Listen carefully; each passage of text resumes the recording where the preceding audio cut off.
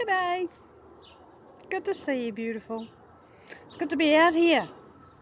And without much further ado, I'm going to show you the day.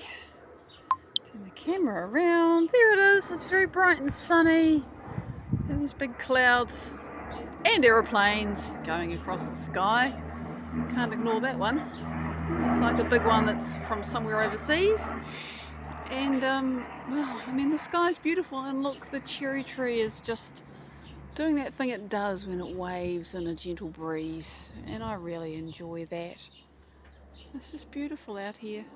And in case you wonder why I'm blithering on about my garden, and the video description talks about receptors and cells and thoughts and proteins and how that makes you healthy or not, I'm out here in my garden because I'm going live, and the live gets shared. And by the way, isn't this beautiful? And it takes a little while to propagate around Facebook and around the internet, so I give people time to come on. And that gives me an excuse to share my garden with you, which I generally enjoy, and I think most of you do too. But if you're wondering why the video feed description says one thing and I'm doing another, that's why. So look, these are Luculia buds, no flowers yet. This is what they look like. Quite gorgeous just as they are.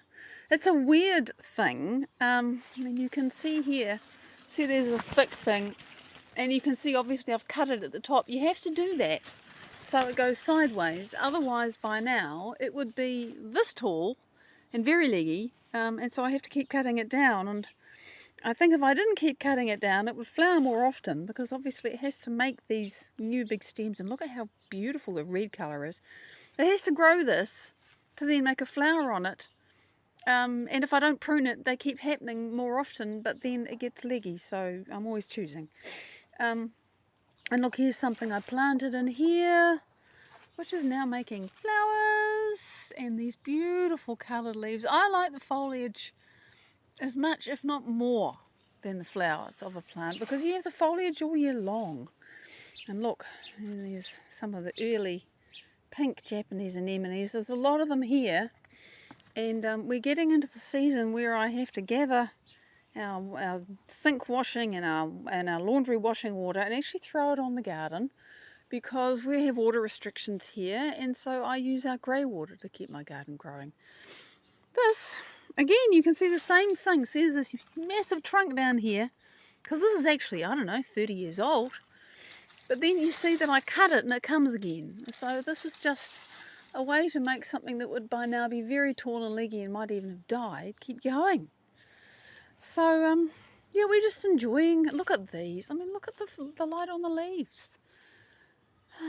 Hello, beautiful being. I can see someone's on. It might be my magic sharing darling. My husband might be the little one that I see at the top. I never know, but I like to greet people when they come on. So greetings. And look at this, the Rangiora. This is a native New Zealand. Hi, Wendy, it's you, sweetie. G'day. Look at this. This is a native New Zealand plant. It's got pretty tall, because it does get big. I don't think it's got any flowers on, because I pruned it really solidly a year ago, because they get big, right? I cut it down 2 years ago, and it's just growing up and up and up.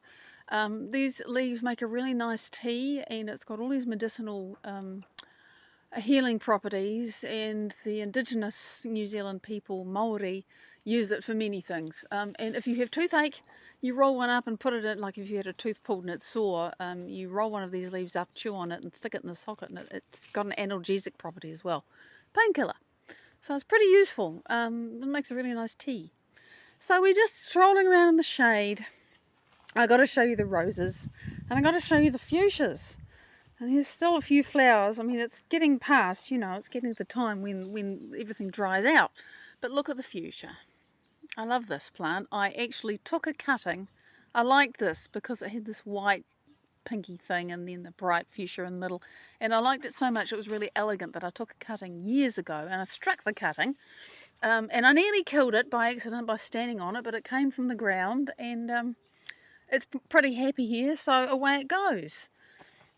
And there's one of the neighbours' hydrangeas. It was very bright in the sun, and yeah, you can just see things happening. So there's another piece of that fuchsia that got transplanted here.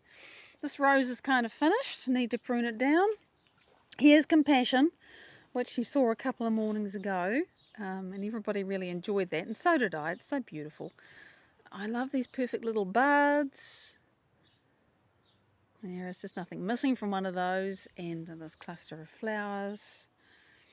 So it's all just happening out here.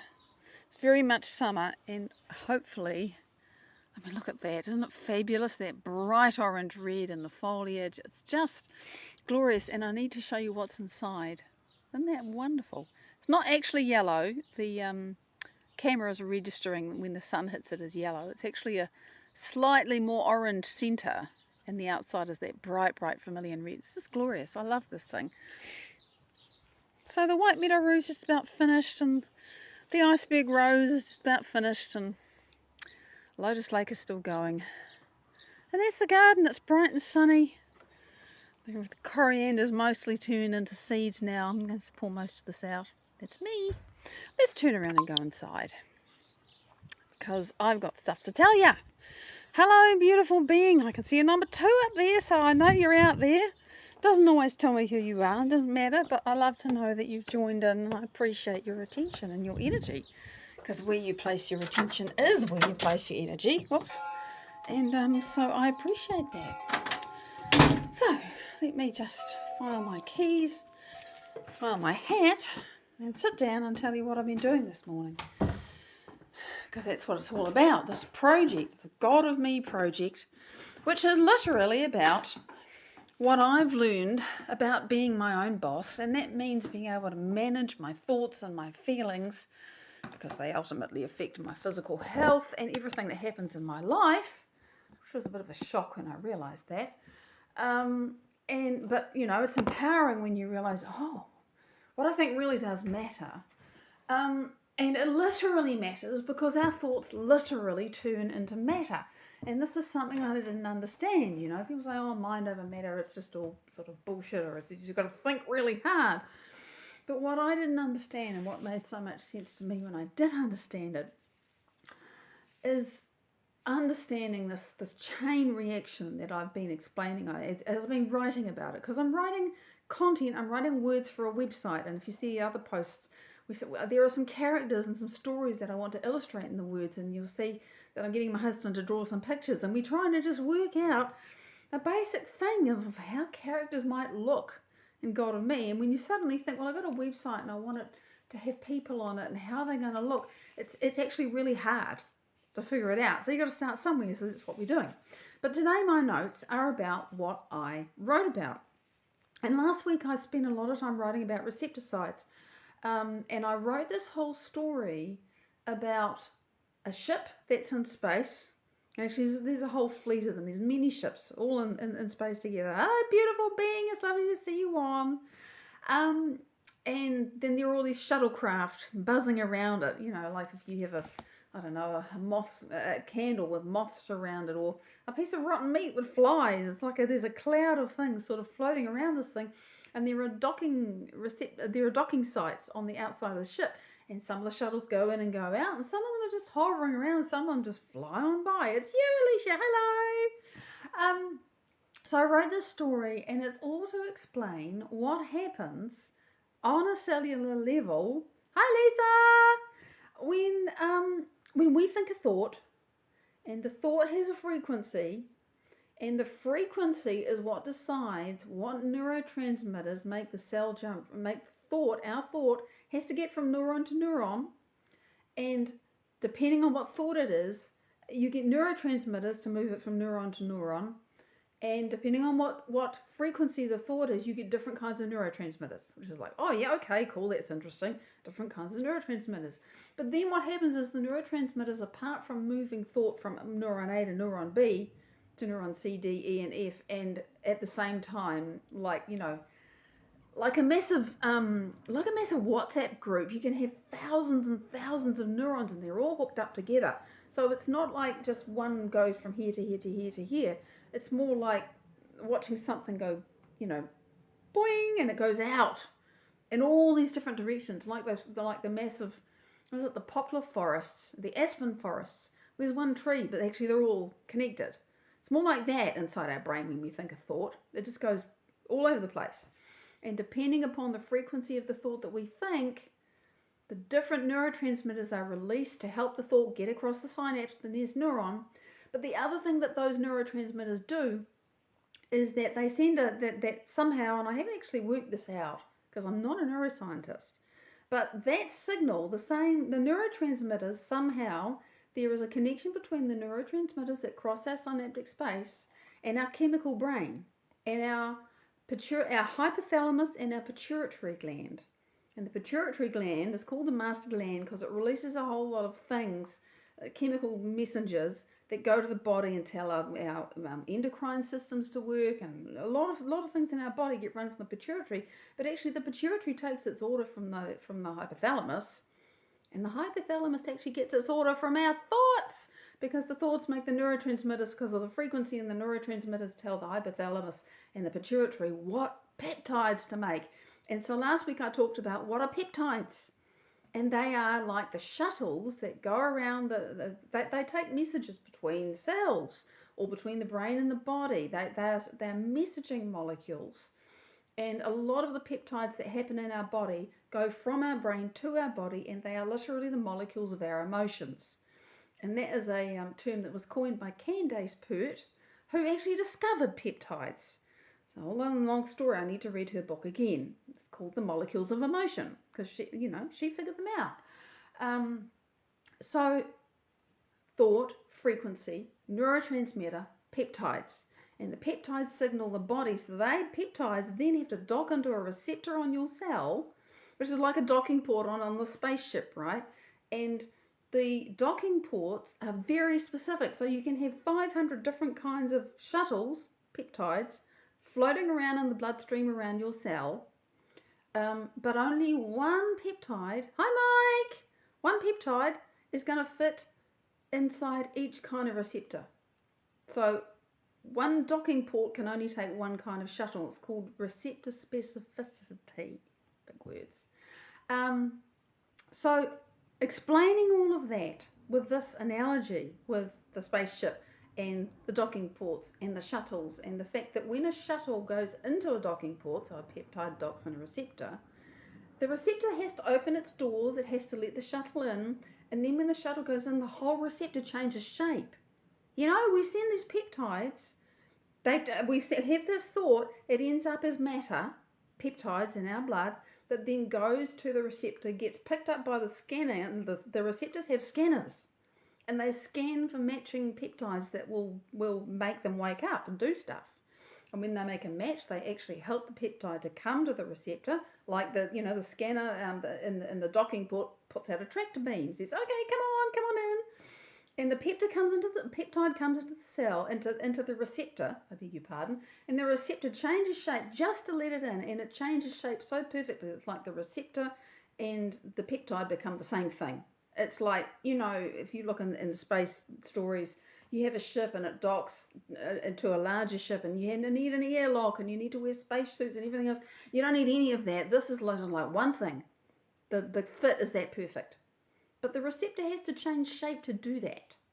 So it doesn't just open up to let the peptide come in. It changes shape. It activates.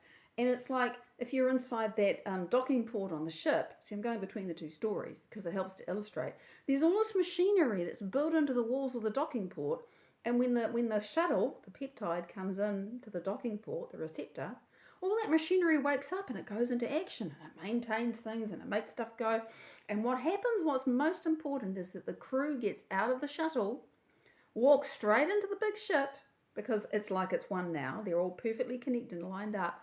Goes to the factory in the middle of the ship, which is equivalent to our DNA that makes proteins. I'm getting to my point now. It's got these orders, and the orders go to the factory and say, make this particular protein. One receptor, one kind of protein. Although actually you can have different versions of the protein from the same receptor, but I haven't talked about that yet. So it goes all the way into the cell. But you've got to have the right peptide going into the right receptor to send the right signal to the DNA to make the right protein, to maintain, repair, and make your body go. So here's where it gets interesting. Well, more interesting, because I find that really cool. It's very specific, right? Our thoughts, straight into peptides, matter into our cell, influences what our DNA does. Send a different thought, your DNA is going to do something different. What the hell are we thinking all day long? Every single one of those thoughts, repeated, signals your cell again and again and again and again and again and again and again. What if that thought is about feeling victimized by your life? Or feeling that you can't change something? Hi, Vicky! What if that thought is about how awful you feel? You got to realize that those thoughts translates into direct chemical signals that go to your body, to your cells, and influence the production of the DNA that's responsible for how well your body works. This is literally how we get sick. Because if you are thinking over and over again thoughts that go along with being in survival mode, remember we talked a lot about survival mode a little while ago. I haven't talked about that for a while because I'm talking about something else. Survival is when your body is saying there's a threat in your environment and you either need to run, fight, run away from it, fight it, or hide from it. That's it. Those are your choices. And when you're in survival mode, your body does not have energy to rest, doesn't have any energy to repair itself, doesn't have energy to have an immune system to fight off invaders. It doesn't have any energy to love people or trust people or communicate with people. There is no power, energy, blood supply or anything going to your brain to think creatively. All you can do is run, fight or hide. And so if you think about what's happening in your cells, there's no signals being sent to your cells to repair your body. There are no signals being sent to your digestive system to digest food and assimilate nutrients and use those to repair your body. It's not happening. You're busy running from a tiger. So there's a very, very direct correlation between our often repeated thoughts, a single random thought or even, an occasional thought but the thoughts that we think all the time, they signal our cells all the time. And you've got to understand that if your thoughts are constantly thoughts of fear or aggression or bitterness or sadness or powerlessness or depression or anything that is, because all those things are different flavors of survival state. Being in creation means you feel good. You don't detect any threats in your external environment, so you don't need to run, fight or hide. And you can trust people and you can love and you can be creative and you can rest and digest and heal, all that stuff. But if you're not in that state, you're in that other state, so your body eventually will break down. I know, I've done it to myself. I thought stressful, and I didn't even know that I didn't understand this. For 20, 30 years, I was stuck in loops of stressful thinking and feeling. Right? The thought is just a thought, but it's when it turns into chemistry and it makes it to your body and then it signals your cells. And it's okay if that happens once or twice. If you run away from the tiger and you survive and then you go back to being about your business and it's fine, you don't get worried about it, well, it's okay, That's the stress response doing what it's supposed to be. But if you then think about and repeat and revisit the fact that you ran away from a tiger and it was bloody scary and you survived, but oh my God, I'm scared about the next time one's going to jump out from the bushes, well, then you're always in that state. And you're always not repairing, not fighting off invaders, not resting, not being with people, not relating, not feeling love, not feeling good. You're in survival, and that's when the body starts to break down. And it's just a fact, I'm not being negative, I'm just saying the truth. And I have done it for myself, both ways. Because you can turn that ship around, if you've been sailing, like me, unconsciously, you've been sailing your ship unconsciously into stressful seas, survival thought, feeling, emotion, behavior, habits, state of being. If you've just been like that for however many decades, you can turn that ship around. It's going to take some work. You first have to become aware that you're even doing it, so that's where we're starting. You got to know, first, that there's an issue, second, that there is a way to fix it, and third, then you got to start to believe that maybe you can do that. And that's what God and Me is about, right? Is explaining this is how it works. And because I'm doing it for a global audience, I want to use things that anybody can understand and relate to. And the only hopefully acceptable exception that I have made to using things like talking about markets and mum and dad and very simple natural environments, and something that would be relatable for someone in the third world, and I mean they live in a mud hut. I'm using things that they would understand, because if they understand them, just about anybody else will too. The only exception I'm making to that is sometimes I just need to go into space. So that's where I and this time I thought, well, how am I going to explain a cell that's studded with all these different receptor sites? And I mean, there's thousands of them on one cell. I think it's tens of thousands. I don't actually know. I know I've looked at it, but I don't remember the number. There's a lot of them. There's a lot of receptors on your cells. And this is what actually happens. And I've really enjoyed unpacking the detail, because I also just have been reading in one of Joe's books about the chemistry of emotional addiction. Oh, well done, Vicky. Congratulations. Totally. When you're in fear, you turn off your immune system, and so the herpes virus can come up, and you got it.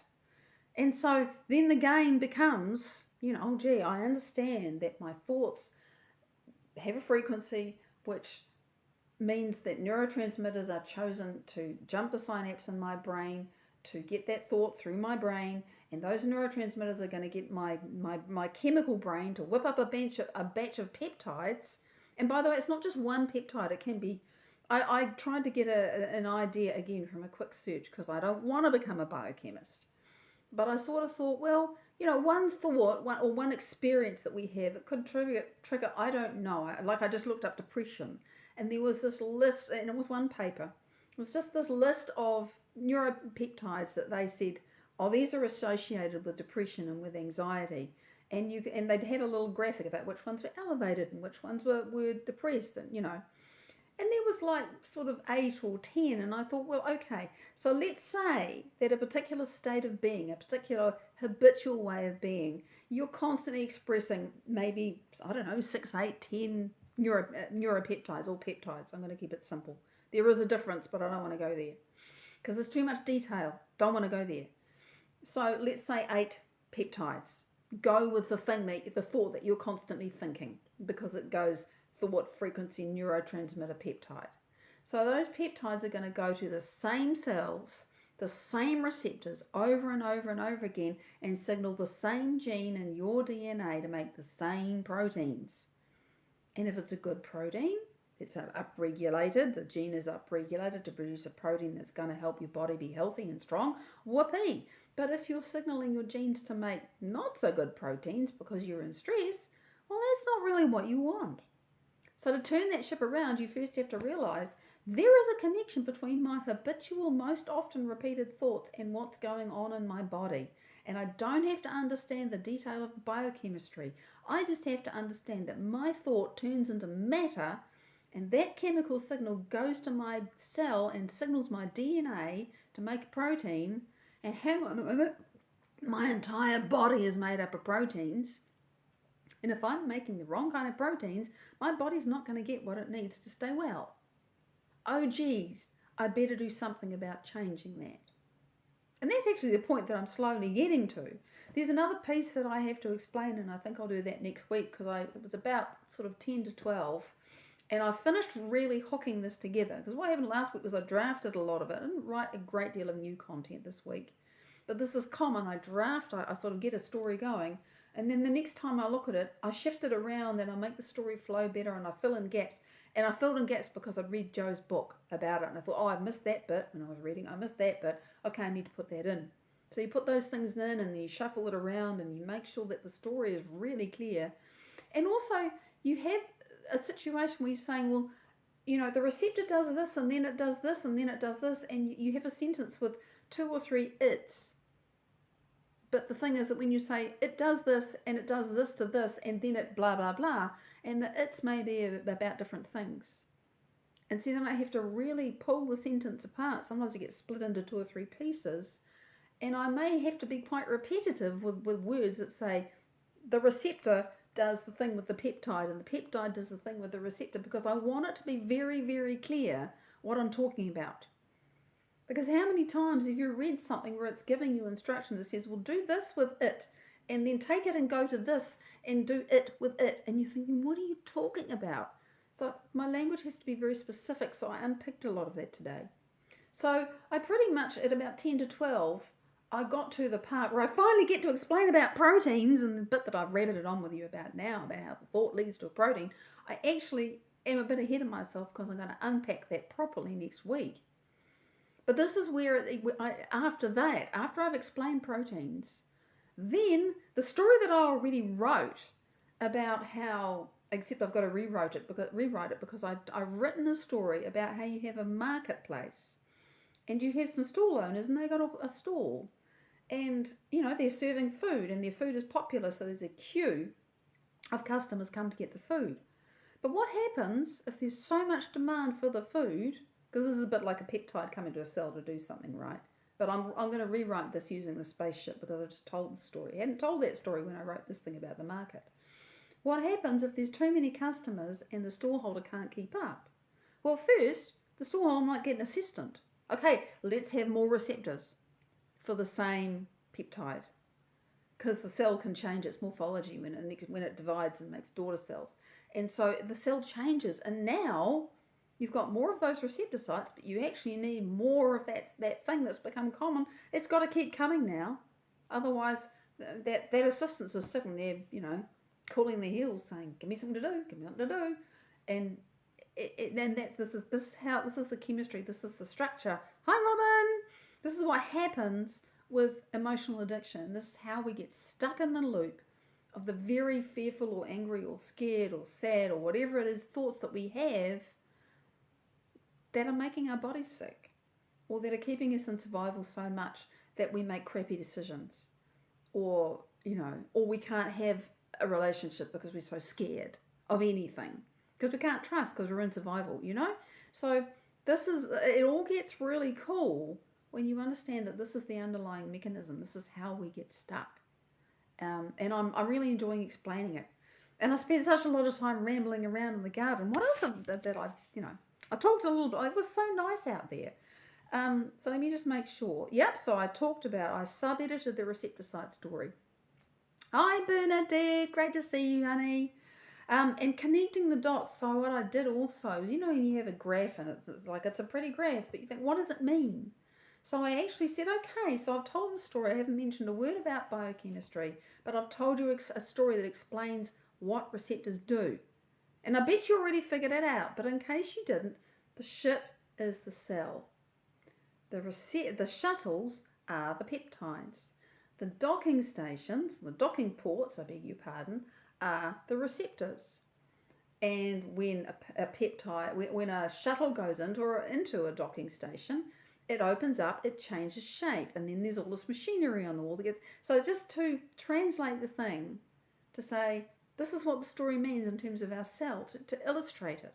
So I unpacked that, and I'm rather pleased with how I connected those dots. I linked to the draft text on proteins, which is next week, and I'm really pleased because the whole thing is clearer. And then, as I wrote, then I was done. So that's my job this week. That's what I achieved this week, and I'm pretty pleased with it. And I look forward to next week when I can do some more. And I do encourage you, because you may or may not have seen the posts, but if you haven't seen them, they may be easier to find if you go to God of Me. I renamed my page God of Me.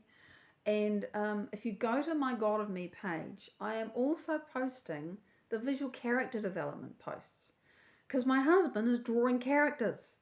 And we've got to find these characters, and he's poking all kinds of different places, and I got these ideas in my head, and I actually got him a bunch of links and said, what about this one? But I post about that. So if you go to the God of Me page, you can find those posts and have a look and see the process of the development there. And I'd love to know what you think. I am counting on you for your input and your feedback. Lana, it is lovely to see you. I'm just signing off. So I hope you'll enjoy going back to the beginning of the video. It's been a really cool week. I wrote lots. I'm really pleased with what I achieved, and it's been great to share it with you and explain it. So enjoy the garden ramble at the beginning, and the rave, and I will see you again next week. Until then, lots of love. Bye-bye.